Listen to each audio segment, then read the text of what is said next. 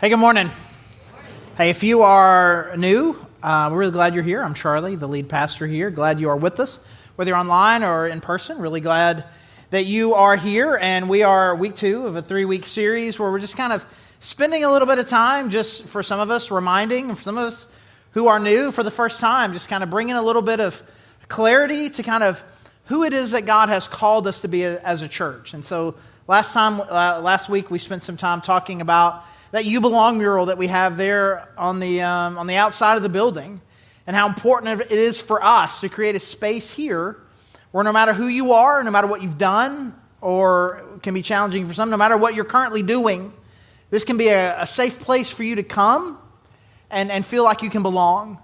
And like we talked about last week with the story of Zacchaeus, and then we can create that kind of space where we just love people without preconditions and show them Jesus.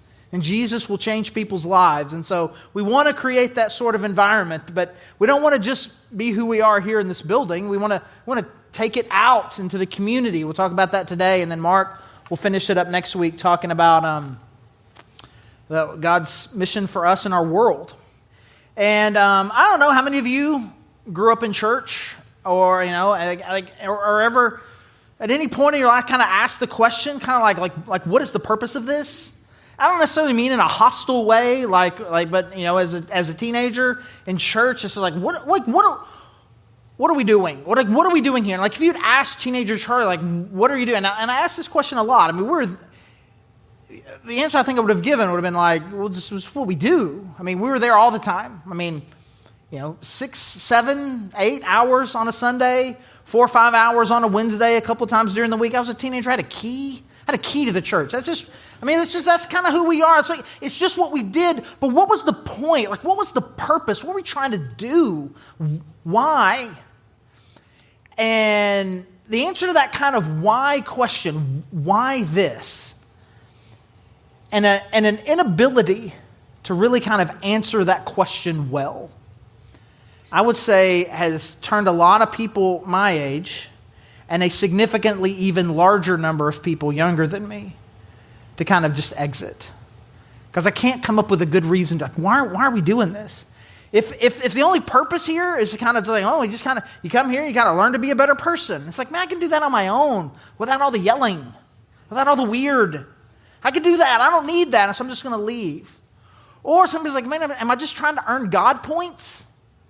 And we joke about that. If you've been around here for a while, you've heard me joke about this. Like you get points for showing up, bonus points on snow days or rainy days or whatever, right? I mean, holidays, if it's just about points, what are we even doing? Because after a while, it's like, it doesn't even feel like this is real. Where do I even cash in these points? What is the point? It doesn't seem like it's really making a huge difference. And so people exit.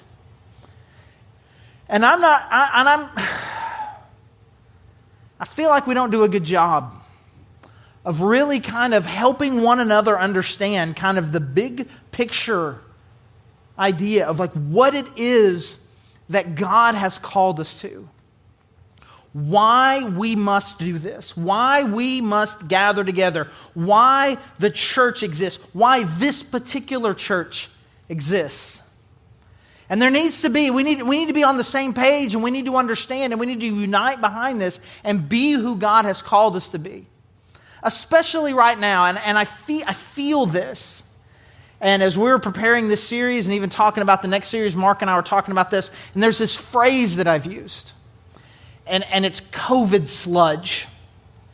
And what I mean by that is just this sense of just like, these last 2 years have been really difficult.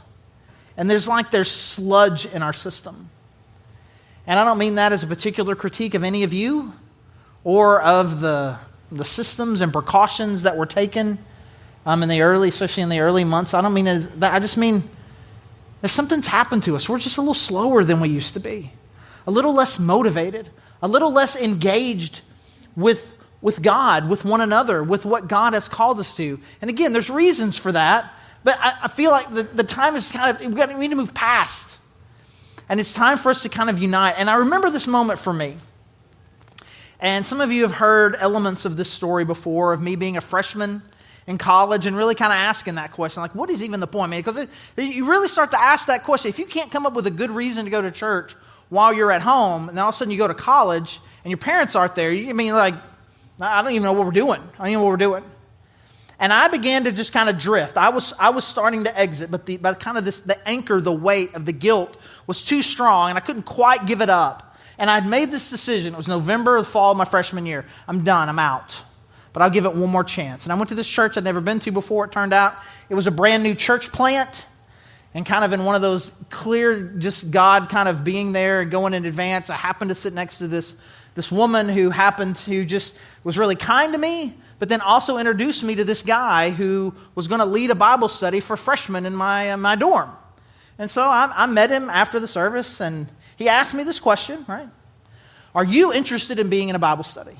Now, again, I don't know if you grew up going to church. I don't know what your deal is. But brother, there's only one answer to that question. Well, I'm not some sort of heathen. Of course, I'm interested in your Bible study. No. Yes, of course. So he takes my name and number. This is in November, and I don't think much of it. Now it's January of the next year, and what makes this story terrible is it was Super Bowl Sunday, and not just Super Bowl Sunday. It was like during the Super Bowl. And I get this call on my phone. I got some friends in my room. And maybe the reason why he did this is, one, he had no idea it was Super Bowl Sunday. Or two, he's like, I bet he's home. I bet he's home. He's watching Super Bowl. So he called. I'm like, hello? And it's like, hey, so-and-so from church. I'm like, yeah. He's like, I'm downstairs in the lobby. Would you like to come meet me? And again, maybe you have a lot better boundaries than I do, right? A little more like confidence. I was like, okay. I look at my guy friend, like, I'll be back. Where are you going? I was like, I don't want to tell you. And I'm telling you, you want to talk about a meeting that is destined to fail, right? It's this one. But I go down there and I hear what he has to say, and something really amazing happened, where he just kind of shared with me this kind of compelling idea that really beyond just you go to church because God wants you to, and you're trying to be a moral person. Like, that's what I said to Christian. What's Christian life about 19-year-old Charlie? Church attendance, relative morality. And it wasn't enough to keep me. And he begins to share this idea with me about the Great Commission, and about this idea that what really the big picture driving force of the life of a Christian is to take what God has given you and to give it away. And to take the blessings of God and bless others with them. And I'm not going to say it 100% clicked for me in that moment, but it was really close. And it's one of these kind of 5 or 6 really kind of landmark days where I can say that the overall trajectory of my life radically changed. Something clicked at me. That there was something deeper and better and more significant from my life that God wanted than just church attendance and to, quote, be a better person. And some of you know what I'm talking about. You've had moments in your life where there was just kind of this click, this kind of, like when you swallow coming out of the airplane, your ears pop. Just kind of moment of just kind of like, oh. Where God has kind of laid on your heart that there's something different. There's something more that He has for you, for us. And some of you may have no idea what I'm talking about. And you really can't still. You're not 19, you're not a teenager. But you still couldn't really answer the question, why do we do this? And I'm telling you, there is something really important and very significant that God has called us to. And again, then we're just spending these 3 weeks just kind of getting back to it. Recommitting, or if you're new, committing kind of for the first time to this idea of creating this kind of environment where anyone can come and hear about Jesus and feel loved and experience the transforming message of the gospel of Jesus Christ. But it doesn't end here. Our mission isn't just here. It is who God has called us to be out there. And there's a passage that is incredibly important to me, and I want it to be really important for all of us. In Matthew chapter 5, starting in verse 13. You are the salt of the earth. But if the salt loses its saltiness, how can it be made salty again? It is no longer good for anything except to be thrown out and trampled underfoot. You are the light of the world. A town built on a hill cannot be hidden. Neither do people light a lamp and put it under a bowl. Instead, they put it on its stand, and it gives light to everyone in the house. In the same way, let your light shine before others, that they may see your good deeds and glorify your Father in heaven. Jesus got a couple illustrations here. He says, hey, first of all, you're the salt of the earth. And we've kind of taken this expression to mean something else. Now we kind of mean like regular folk, just good old folk, just the farmers, the plumbers, kind of your blue collar, just kind of regular folk. If you're regular folk, you're just kind of salty earth kind of person right there, right? Salty earth, right? Which is great. But that's exactly what Jesus is saying here. What he's talking about is a particular role that really all of us have to play, whether or not you would consider yourself in the colloquial way the salt of the earth people or not. But really, it's just like salt primarily for them was a preservative, no refrigeration. So to keep meat from spoiling, you could put salt on it. It would preserve it for a little while. So the image there is actually pretty clear. In a place that is decaying, in a place of decay, can you be preservative that kind of helps life and nourishment still exist in a place? And so it's not working. It's not working. And then he also says, you're the light of the world, which is a really interesting thing because he's already claimed personally, he's the light of the world. And I said, but you are the light of the world. And then to illustrate what he means by this, it's like, listen, imagine a city that is on a hill and it's night. You can't hide it. It's on the hill, and once all the candles and all the things, once it lights up, I mean, there it is. There it is. You can't hide it. And in the same way, like if you've got this light, and it's like, hey, it's kind of dark in here. I'm going to make this light. You don't light it and then be like, well, I need to put a bowl over it. Like it doesn't make any sense. You can't hide light. No one hides light. You don't hide light. And so then he says, in the same way, you are light. Now you take your light and you take it out there, or you let it shine in such a way that everyone can see the good things that you're doing.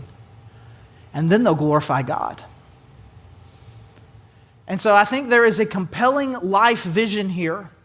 No matter who you are, no matter what you consider your talents to be, whether you consider yourself an introvert or extrovert, I'm good with people, I'm not good with people, I like to be on a stage, I don't like to be on a stage, I've got a lot of talents, I don't have many talents, like however it is you perceive of yourself, there's a compelling vision for a life here. That God has called you to be out there and living your life in such a way where you are bringing light to a dark world. And so this is our big idea. This is what God has called us. God has called us to be light in the world. This is what he's called us to. Collectively as a church, and each one of us individually, this is what he has called us to. You are called to be light. And this, the more history progresses, the easier it is for me to sell people on this concept. There was a time, if you can imagine it, where pastors would try to mention this and people would want to argue back. You say, hey, the world is a dark place. And people would be like, how dare you?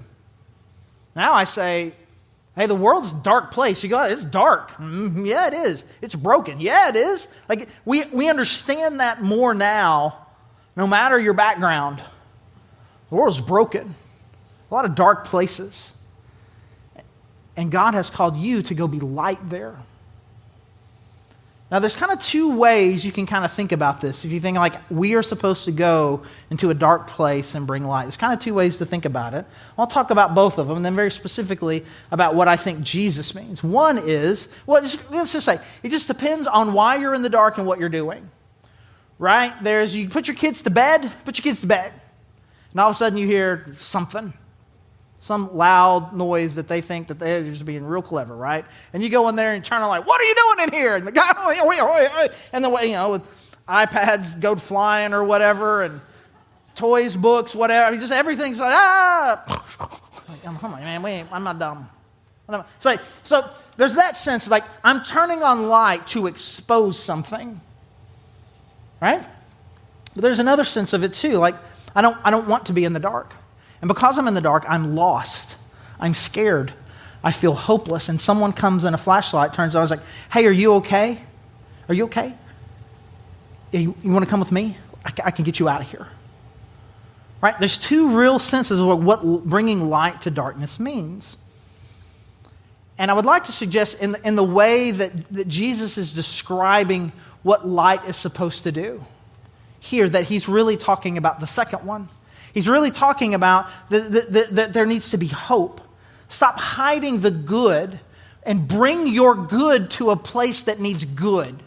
Right? I think he's clearly talking about the second. It's not that the first one has no place, but here's, for just shorthand, it's not always as simple as this. It's more complicated than this. But for simplicity's sake, I would like to say that first type, flip on the light, hey, what's going on in here? That's how God wants us to be with each other very often. Hey, what are you doing? What are you doing over there? Like if I get into a dark place and I start to act in a way that I shouldn't, I want somebody to be like, hey, bro, no. And that's what we want to be for each other. But when we think about bringing the light out there, we're bringing a hopeful light. A light that says, hey, I know it's dark. I know it's broken. I know you're scared. Hey, if you'll just follow me, I can show you where real hope and real life can be. Just come with me. And he says, if you will do this, if you will stop taking the light that God has given, you stop putting a bowl on. This is the most ridiculous metaphor. Like, you've got this light, and this is what Jesus says. You are now, this is who you are because of what he has done. You are light. You don't put a bowl over that. You take it out there, and you take it out there in such a way where you know people will see it. You want to show who you are. Show your good works. Do your good works in such a way people will see them. And then they'll glorify God. Now, if I were to come in here today with no Bible, I got no Bible verse. And I would just come in here just straight up and be like, hey, let me tell you what we're talking about today. I want you to go out there in the world. I want you to be good. And I want you to do it in a way, make sure everybody notices how good you are. You'd be like, bro, that's weird and uncomfortable. And I'm not going to do that.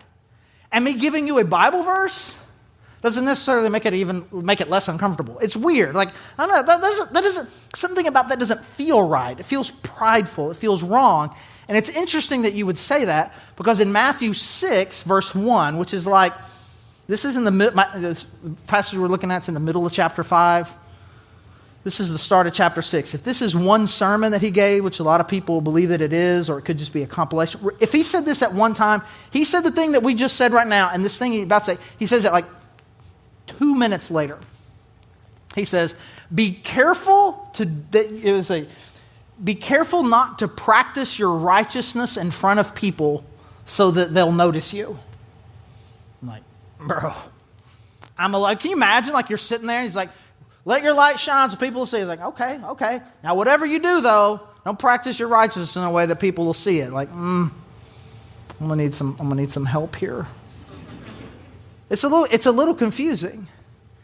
But if we kind of put these two ideas together, and if Jesus doing this, kind of putting two seemingly kind of contradictory ideas together in such proximity, I think is meant to make us go, like, so what's he getting at? Because when he talks about the second one, about not do it, first we'll sum it up this way, right? We'll sum it up this way. God's called us to be a light in the world, but really he's called us to reflect his light. It's his light. We're supposed to reflect his light. He's the light, and we reflect that light, right? So we're the moon, right? We're the moon. We don't shine our own light. We reflect the light from the sun. And do not think that I'm doing one of those word plays on the church signs. Oh, I'm reflecting the light of the S-O-N. I'm like, no, it's not like that. It's not like that. It's not my fault that those two words are homonyms, okay? It's not my fault. I'm not trying to be clever. And nonetheless, we're reflecting light, right? Science lesson, right? I'm not generating my own light source. I'm reflecting light. And so I'm not doing it so that I'll be noticed. I'm doing it so that God will be noticed. And there's an attitude, I think, that comes with that. But also, if you think about the things that Jesus says, that are kind of things that, hey, beware about practicing this. He talks about prayer as one. Like, hey, don't be one of these people who's like, oh, God, glorious God of the universe who loves me more than he loves you. Right? And he says, don't pray like that. Pharisees pray like that, and they're not getting anything with God. They got their reward because it was for other people. He also says, don't give like that, right? He don't come, and they don't come when you could write a check. Obviously, I don't understand. They have checks. Don't come when you could write a check, but instead you come in with coins. Ding, ding, ding, ding, ding, ding, ding, ding, ding, ding, ding, ding, ding, ding, ding, ding, ding, ding. He says, don't be like that. Don't be like that. Just don't even let he says, don't even let your right hand know how much money you got in your left. Just do it. So these things that are meant to be kind of personal, spiritual connections with God, keep those things kind of private. But what he's talking about here in Matthew chapter 5 is not the difference between doing it for show and doing it for God. What he's talking about is doing it versus not doing it. He's like, some of you, again, you are lighting a candle. You are like a lit candle under a bowl, which makes no sense. And in the same way, you just kind of hanging out here amongst each other. Like, don't let your church be the bowl. All right? So you kind of got this little bowl, and you kind of walk in here, and you can take it off when you come in here, and it's like, because we've got a bigger bowl here that's kind of overseeing all of us. But when I go out there, I got to hide it. So it doesn't make any sense. This is who God has called you to be. He has called you to be someone who is going to bring and take hope and life to a world that is desperate for it. People hiding in corners of rooms and in lost forests and no idea because of the darkness and the brokenness around them. They have no idea where they are. They have no hope for tomorrow. And God says, you have to go to them and bring light, bring preservation and salt, life to them. This is who you are. You are the light of the world. Not you need to be the light of the world. You should be the light of the world. You need to act like you are the light of the world because of what Jesus Christ has done in you. You must be this. And it is of incredible importance that we all understand this. That this is who God has called us to be. We create a great environment. It is important for us to connect with one another, to worship God together, and to create experiences where other people can feel like they belong, but we want to worship, we want to connect, we want to hear from God, we want to do this. But really this is like, it's like, I don't want to say that. It was going to be too cheesy. We're encouraging each other to be stronger, to be better lights. And then we walk out that door, and then we are who God has called us to be in that in the world. And I've said this, and it is of absolute incredible importance. We need to be the kind of church that if we stopped being, the community would notice and be sad. Man, what happened to them? What happened to them? They were doing a lot of good. I miss them. People who aren't even church people. People who aren't even Christians. We want them to know. It needs to matter to this community that we are here because this is who God has called us to be. We can create this great space where people can belong, but how are they going to find us? How are they going to know that this is where light can be? We can talk all day about you belong. You can put it right out there on the front of your building, but ain't nobody driving past it unless you are lost. Or the Touchdown Club is meeting here on Wednesday and they need overflow parking. That is the only way you're ever going to see that sign, unless something about the light has brought you here, which is why we will finish with this idea. Our church must be the city on a hill. We must be a city on a hill. We must be. This is what God has called us to. We are not a place with great worship. We're not a place with a preacher who wears jeans and is sometimes humorous. We're not a place that uses only Onyx coffee for how dare we ever use mediocre coffee, right? Those things are true. That's not who we are. Who we are is a city on a hill. And a city on a hill cannot be hidden. And God has placed us on a hill in a community that is broken, in a world that is broken. And we need to go out there, and they need to know that when we're coming, life and light is coming. I don't know if you notice this as much as I do because of my profession and because of who I am, but you're just minding your own business. Something pops up on Twitter, headline on some kind of news aggregate website. Church denomination, ... pastor in Arizona, pastor in Washington, pastor in New York, ... If you click, you're never going to be happy that you clicked on that. It's never like, and you click on it, it's like, brought hope and life and joy to the whole community. And it's such a blessing that they're here. It's always bad news. It's always terrible. And you can, if you'd like, I guess, well, it's just because they only report the bad stuff. Well, it's their bad stuff to report. Let's be honest, we've got a reputation problem. We can talk about it's unfair. You can say it's unfair if you'd like.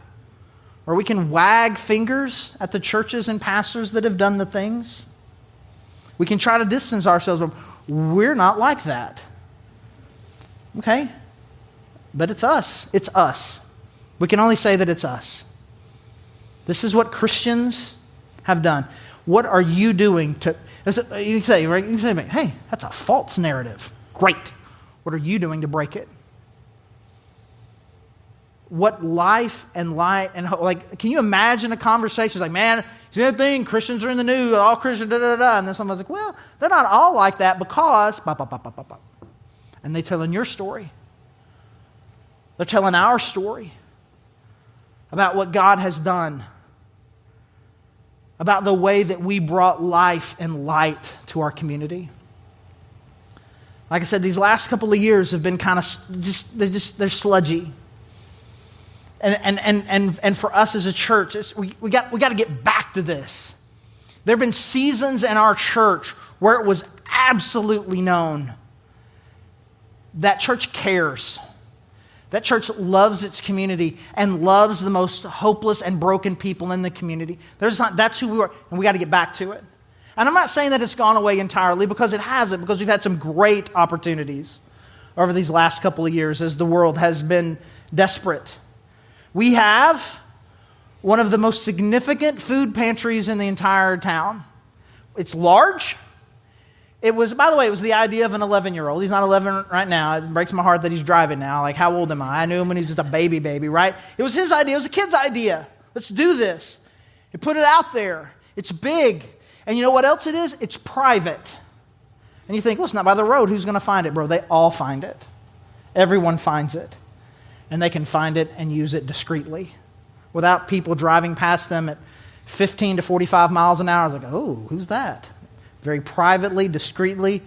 People come out here, you can tell that they're eating the meal right. They're having a meal right here. We got a little trash can out there for them. We're doing everything that we can. And I'm telling you, we cannot keep that thing full of food. You just can't.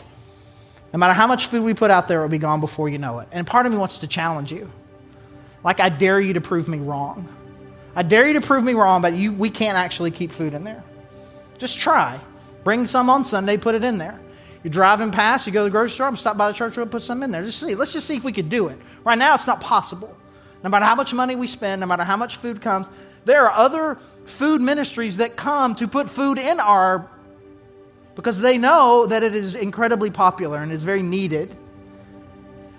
And our community care team has done so much with people.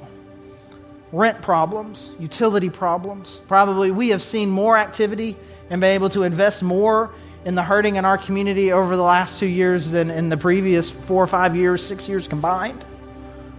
We've had some great opportunities. And it is time for us to go to another level. And by one of those just kind of God coincidences, had a lot of meetings with a lot of executive directors for a lot of different ministries and nonprofits. I was at Jimmy John's having lunch with a friend. The executive director for Habitat happens to be there. And it's a guy that I knew that I was on staff with at a large church in Little Rock before he moved here. He's like, hey, I didn't know you were here. I didn't know you. What are you doing? And then all of a sudden it's like, dude, I need some more churches involved in what we're doing. He's like, I want our church to be involved in more things like what you're doing. So we're going to have an opportunity this fall to kind of help with the build that they're doing. And then we're going to help organize a build for a new house in the spring. We're going to get several churches together to do this. This is a great opportunity for you right there. I also had a great opportunity this week to talk to somebody who works for a ministry called Returning Home. She's pretty new to our church, and it is a nonprofit that is helping people who are in prison kind of get back into life. A group of people that pretty much we've given up on. We decided they had their chance, and because we don't love them well, they stay in a really dark cycle. But here's an incredible opportunity, a great nonprofit that's doing something to really help them. And they would love for churches to be involved. There's any number of ways that you can volunteer. And if you're really just kind of out there, they're actually looking to hire somebody to kind of be a case manager for them, to kind of interact in a more personal way and keep tabs on how some of these guys are doing. There's an opportunity. There's plenty of opportunities there. And they would love for us to help them. I met on Friday with the executive director for The Call in Northwest Arkansas. Again, someone that I have known for 12 years, and people in our church have been on the board for this in Northwest Arkansas. And is a ministry getting people involved in foster care in Northwest Arkansas, getting Christians involved. And some of you don't need me to tell you about this because many of you have already done this. We actually were the first of 10 families to adopt a child from out of foster care. And we've had dozens of families over the years be foster parents for seasons. And we have had the ability to love and impact hundreds of kids who are experiencing the worst that this world has to offer through no fault of their own. And we can bring light and life to them. And you can become a foster parent, or there is 100 different ways to support what they're doing. Buying diapers, loving the families that are doing it. There's any number of things that you can do. And I'll give you one more. I could do 100 more. There's a group called Circles Northwest Arkansas. Again, someone from our church is on the board there. And it's a group that is helping people who are currently experiencing poverty and wanting to get out of it. There's this 18-month program that they go through where they are learning the basic skills that they need that for whatever reason they just weren't given, to kind of help them manage life, to get and keep a job, all these skills. And for 18 months, they're kind of doing this, and they've got these people around them that are called allies to kind of support them, kind of encourage them and help them learn these skills. And they're asking for people to be those allies. So you should do it. That seems like too much. Just join a small group, and you can join like the rest of us who once a month are providing meals for these people. And this incredible nonprofit that is doing incredible things in our community. There are small ways and big ways of all kinds of ministries. You name the type of person and the type of need that is important to you, and you tell me what your skill set is, and I promise I know somebody, and I know a ministry or a nonprofit that I can get you connected with that is looking for someone exactly like you. Do not sell yourself short based on your perception of your time availability or your skill set. Because God has a bigger idea for your life. Not to make you become somebody else that can finally be you specifically. God has called you to bring light to this world. And if we all make a decision to do that, and collectively we do this, imagine the light that we could bring. I'm telling you, these groups, these nonprofits, these ministries, they need you. We as a church, we need you. We need you here. We need you connected. We need you hearing from God, being encouraged and strengthened and challenged so that you can grow in your light. We need you in community so that you can stay connected and be strong so you can be a better light. We need you to give here at the church. I cannot tell you how many times these incredible ministries and nonprofits are asking us for money. And I try to say yes every time, but there's a limit to just how much money we have. But what if we were just pooling our resources even better? And here's the thing that I'm convinced of. For 12 years, we have run one of the leanest church budgets, not just simply that I've been a part of, but I've ever even heard of. And here's what I'm convinced of. The reason why we're doing this is because one day it's going to click. What if we really pooled our financial resources to make a huge impact in our community and world? And suddenly our income here doubles, and we're like, why would we stop? Why would we stop running a lean budget? We should keep doing that. And now instead of giving $80,000 to $100,000 away every year, We're giving $500,000 away. And I'll tell you what, you do that, the community will know and they will glorify God who is in heaven. If we will join together and take the light that God has given each and one of us and put it together, we can bring hope and life and the gospel to a really dark world. Let me pray.